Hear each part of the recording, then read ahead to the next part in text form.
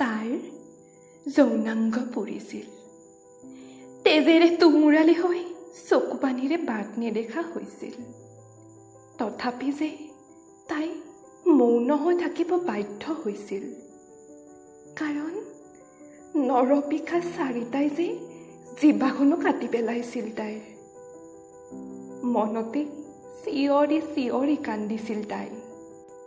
মাকৰ ওচৰতেই চাগে মনে মনে অভিমান কৰিছিল তাই। কিয় জন্মতেই মোক মাৰি নেপেলালি আই? কিয় পৃথিৱীখনৰ বাস্তৱ ছবি মোক দেখুৱাই নিদিলি? কিয় নকলে যে মানৱ জাতি বচাই ৰখা অংগ মোৰ শত্ৰু হৈ পৰিব পাৰে? বৰ কষ্ট হৈছে আই, বৰ কষ্ট হৈছে মোৰ।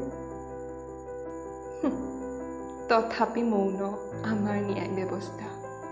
মনে মনে জ্বলাই দিয়া হ'ল তাইক, কাৰণ লাভ লোকচানৰ অংক যে দোষীক শাস্তি দি সমাধান নহ'লহেঁতেন।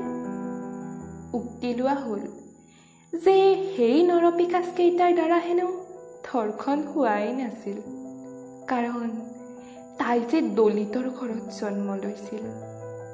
এতিয়া কেৱল নিম শ্ৰদ্ধাঞ্জলি ষ্টেটাছৰ মাজতেই যে তাই সীমাবদ্ধ হৈ ৰ'ল, কাৰণ মৌন ন্যায় ব্যৱস্থাৰ যে কোনো গতি সলনি নহ'ল।